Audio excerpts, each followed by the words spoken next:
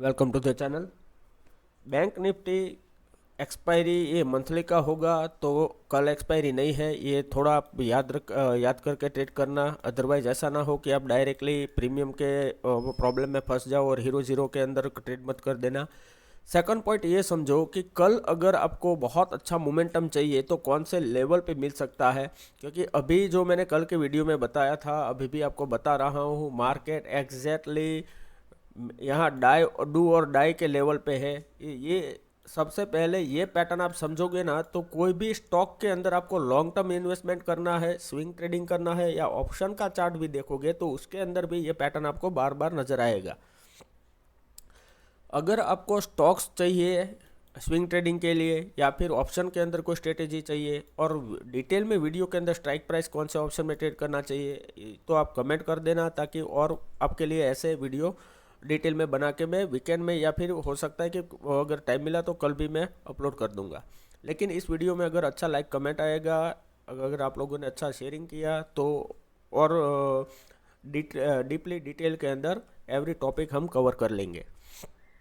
अभी ये समझो कि मार्केट यहाँ से ये नीचे आया, अपर साइड गया, नीचे आया, एवरी टाइम ये समझा रहा हूँ, यहाँ टाइम स्पेंड किया देखो, फिर ये ब्रेकआउट किया, फिर एग्जैक्टली सपोर्ट लिया, अपर साइड गया, रेसिस्टेंस लेके नीचे आया, अगेन ये सपोर्ट से मार्केट बाउंस बैक किया है।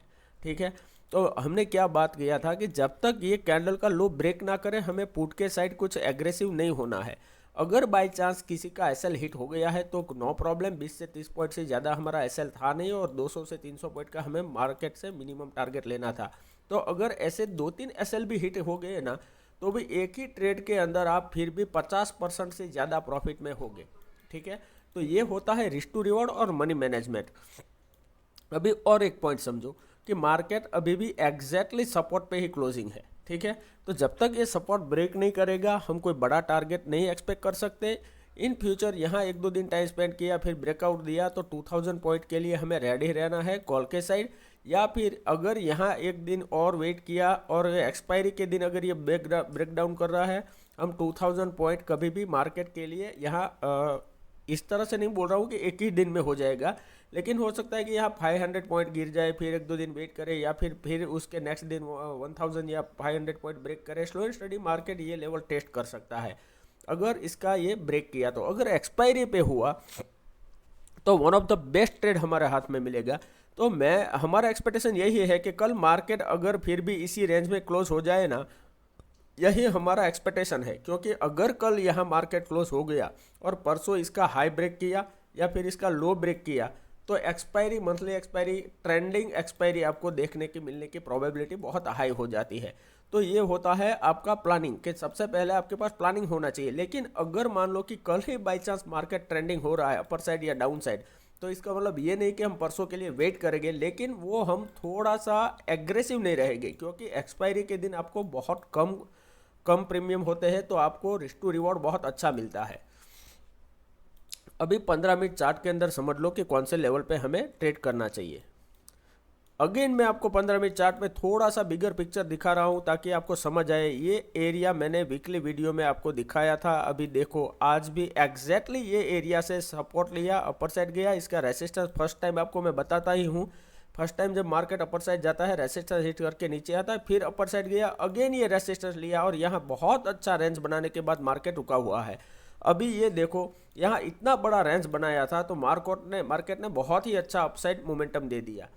फिर यहाँ ये एरिया के अंदर रेंज बनाया था तो इंट्राडे के अंदर बहुत अच्छा मोमेंटम हुआ, फिर ये ब्रेक डाउन करके अभी ये डब्ल्यू पैटर्न बनाया, अपर साइड गया, टाइम स्पेंड किया, अगेन ये ब्रेकआउट करेगा तो यहाँ तक तो आपको पहला टारगेट होना चाहिए और सेकंड टारगेट आपको यहाँ तक होना चाहिए, और एक्सपायरी हम इसके हाई के ऊपर ही क्लोजिंग में आ सकते हैं। तो इस तरह से आपका पूरा प्लानिंग होना चाहिए बिफोर मार्केट ओपनिंग। ठीक है, अभी हम लेवल के ऊपर डिस्कस कर लेते हैं।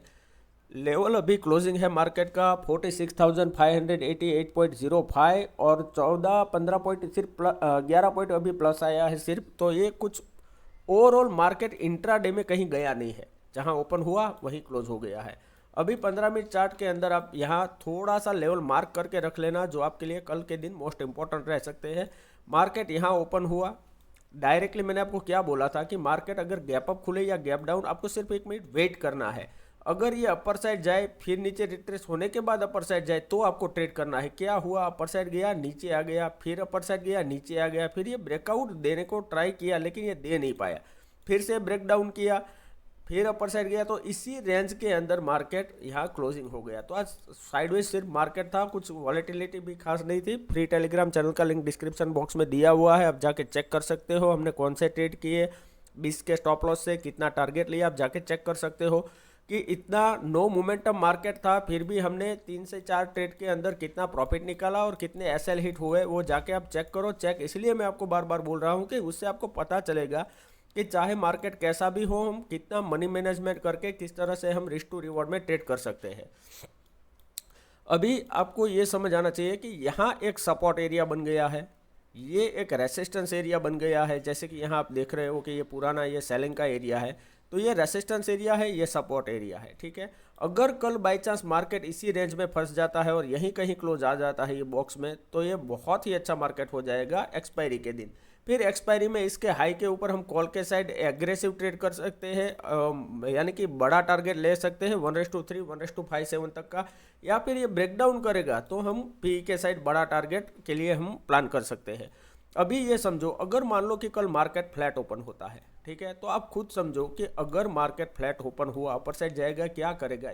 सेम आज का जो हुआ था, ये देखो यहाँ नीचे ओपन हुआ, अपर साइड गया, रेसिस्टेंस हिट हुआ, यहाँ नज़दीक, बहुत नज़दीक यहाँ रेसिस्टेंस है। तो अगर आपको सबसे पहले ये प्लान होना चाहिए कि अगर यहाँ से आप कोई कॉल बाय कर रहे हो तो आपका टारगेट यहाँ तक पहले होना चाहिए, ठीक है। या तो आपका स्टॉप लॉस ट्रेल करके अपने कॉस्ट टू कॉस्ट लेके आओ, या फिर यहाँ आपको प्रॉफिट बुक कर लेना है। अगर यहाँ टाइम स्पेंड करने के बाद ये ब्रेकआउट दे रहा है तो आपको कॉल के साइड बड़ा टारगेट के लिए वेट करना है, अदरवाइज नहीं करना है। क्योंकि मोस्ट ऑफ लोगों को यही नहीं समझ आ रहा है कि कितने टारगेट तक आपको कौन से लेवल पे वेट करना है, कौन से लेवल पे री एंट्री करना चाहिए और कौन से लेवल पे आपको साइडवेज मार्केट समझ के ट्रेडिंग क्लोज कर देना चाहिए, ना कि ओवर ट्रेडिंग करके साइकोलॉजी ब्रेक करके बड़ा लॉस एक ही दिन में कर लो। उससे क्या होता है कि आपका कैपिटल जीरो हो जाता है, तो फिर वो कैपिटल रिकवर करने के लिए और कैपिटल डाल के ये जो आपका लॉस का टेंशन होता है वो आपके ऊपर हावी हो जाता है, वो कभी आपको ट्रेडिंग में प्रॉफिट करने नहीं देगा, ठीक है। क्योंकि कंजिक्यूटिव आपके दिमाग में आपका लॉस घूमता रहेगा। अभी ये लेवल का आप थोड़ा सा मार्क करके रखो, 46,700 है, ठीक है। और मार्केट का क्लोजिंग क्या है अभी ये देख लो, 46,588, यानी कि 100 या 150 पॉइंट के आसपास है। तो मार्केट यहाँ नीचे यहाँ फ्लैट खुला, 50 point minus plus upper side गया, फिर नीचे आया, फिर अगर ये 46,700 या 750 का लेवल अपर साइड ब्रेक करता है, ठीक है, तो हम कॉल के साइड ट्रेड कर सकते हैं। और इसके अंदर 1:2 1:3, और अगर आफ्टरनून में फिर ब्रेकआउट दे रहा है यही टाइम स्पेंड करने के बाद, इस तरह से रेंज बनाने के बाद, तो 1:5 तक का टारगेट हमें मिल सकता है। ये हमारा फर्स्ट स्ट्रेटेजी हो गया। अगर मान लो कि मार्केट फ्लैट ओपन होकर नीचे जा रहा है तो यहाँ से आपको कितना टारगेट मिल सकता है, ये खुद सोचो। एक सपोर्ट यहाँ पे है, दूसरा सपोर्ट यहाँ पे है, तो यहाँ आपको बार बार स्लो एंड स्टडी मार्केट जाता दिखेगा। तो उसके लिए हमें बहुत स्ट्रिक्ट स्टॉप लॉस से वर्क करना पड़ेगा। तो आप यहाँ से पुट के साइड हम ट्रेड कर सकते हैं, लेकिन सिर्फ 20 से 30 पॉइंट का स्टॉप लॉस डाल के सिर्फ इसके अंदर हमें 40 से लेके 80 पॉइंट का ही टारगेट प्रोजेक्ट करना चाहिए। यहाँ बड़ा टारगेट नहीं लेना चाहिए। बड़ा टारगेट आप कब सोच सकते हो कि जब ये जो सपोर्ट है ये ब्रेक डाउन करे, तब आप 1:3 1:5 तक का टारगेट यहाँ प्रोजेक्ट करके चल सकते हो। तो सबसे पहले ये देखो कि आपने जो टारगेट तय किया है उसके लिए मार्केट के पास स्पेस अवेलेबल है। अगर यहाँ सपोर्ट है और आपने 300 वाला बाय किया कोई कॉल, आप 400 तक कॉल को जाने के लिए वेट कर रहे हो, लेकिन आप सोचो कि यहाँ सिर्फ 50-60 पॉइंट का यहाँ स्पेस है, तो आपको ये टारगेट कभी मिलेगा नहीं और आपको लगेगा कि आपका सिर्फ एसएल हिट हो रहा है, ठीक है। सेकंड पॉइंट, अगर मोस्ट इंपॉर्टेंट समझो, अगर मान लो कि मार्केट गैप अप खुल रहा है डायरेक्टली, अगर समझो कि 46,700 के अबव यहाँ कहीं खुला, तो मार्केट फिर से प्रॉब्लम में इंटरेस्टिंग हो जाएगा, प्रॉब्लम में थोड़ा फंस जाएगा, क्योंकि अपर साइड रेजिस्टेंस हिट है। अब डाउन साइड ये जो आज का क्लोजिंग है ये सपोर्ट की तरह वेट करे बिहेव करने वाला है, ठीक है। तो यहाँ से मार्केट अगर 1 मिनट सस्टेन नहीं करता, नीचे आता है, ट्रेड ना करो, यहाँ सिर्फ वेट करो कि ये सपोर्ट ब्रेक करे, तो हम पुट के साइड ट्रेड कर सकते हैं।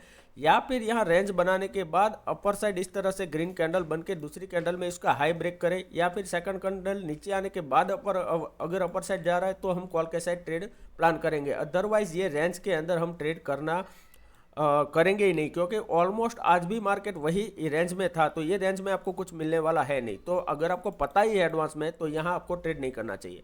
सेकंड पॉइंट ये समझो, अगर बाई चांस यहाँ अपर साइड खुला और डायरेक्टली अपर साइड जाता है, तो आपको यहाँ एंट्री एग्जिट फास्ट करना पड़ेगा। 1:2 का टारगेट लेने के लिए कॉल के साइड हम ट्रेड कर सकते हैं। अगर क्या होगा, by chance market gap down खुल रहा है, ये जो पूरी रेंज बना के मार्केट ने अपर साइड अभी मार्केट को क्लोज कराया, ठीक है। ओवरनाइट अगर मान लो कि मार्केट खुला डायरेक्ट 46,500 के आसपास यहाँ कहीं, और यहाँ वेट नहीं किया और डायरेक्टली नीचे आना स्टार्ट करता है, पुट के साइड ट्रेड कर सकते हैं 1:2 1:3 के टारगेट के लिए, और 20 से 30 पॉइंट का स्टॉप लॉस डालना है। लेकिन मोस्ट इंपॉर्टेंट चीज़ है कि जब भी मार्केट यहाँ टेस्ट करेगा, थोड़ा अपर साइड जाएगा, फिर ये ब्रेक डाउन करेगा, तो 1:5 तक का भी टारगेट हम कल के दिन में ही यहाँ से टारगेट कर सकते हैं, और वो प्रोजेक्टेड टारगेट आपको मिलने की प्रोबेबिलिटी बहुत हाई हो जाएगी।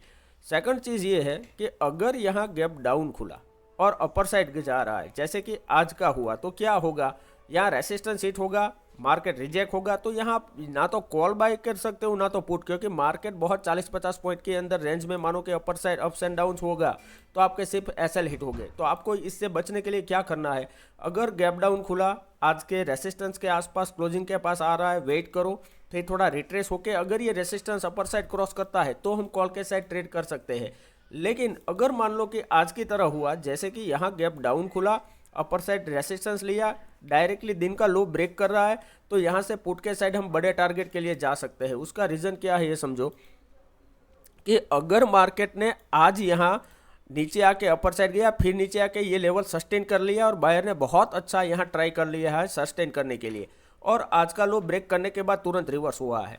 अभी सेम चीज़ कल के दिन होने की एक्सपेक्टेशन बहुत कम है कि मार्केट गैप डाउन खुले या फिर अपर साइड जाए, फिर नीचे दिन का लो ब्रेक करने के बाद अगेन चला जाए। इसकी प्रोबेबिलिटी ओनली 5 to 10% होती है। इसका मतलब ये नहीं कि ये नहीं हो सकता। अगर कोई भी प्रोबेबिलिटी 100% होती तो कोई भी ट्रेडर अपना पूरा पैसा डाल देता एक ही ट्रेड में, लेकिन ट्रेड प्रोबेबिलिटी पे होता है कि 90% प्रोबेबिलिटी है, तो मैं थोड़ा सा सोच समझ के छोटे स्टॉप लॉस से बड़े टारगेट के लिए वेट करना है, ताकि आपका रिस्क टू रिवॉर्ड मेंटेन हो और आपको ट्रेडिंग के अंदर साइकोलॉजी और प्रैक्टिस दोनों होता रहे, ताकि आपको लर्निंग पॉइंट भी बहुत अच्छे मिलते रहे। जो भी मैं ट्रेड्स दे रहा हूँ, ये जस्ट मेरा एजुकेशनल पर्पज़ है। मैं आपको कोई रिकमेंडेशन नहीं कर रहा हूँ बाई सेल का। जो ट्रेड होते हैं वो रिस्की ट्रेड होते हैं, तो अपने फाइनेंशियल एडवाइजर से एडवाइस लेने के बाद ही ट्रेड करें। वीडियो अच्छा लगा है तो प्लीज़ लाइक कीजिए, शेयर कीजिए, कमेंट कीजिए, ताकि और अच्छे से आपके लिए वीडियो बनाते रहे। Thank you very much.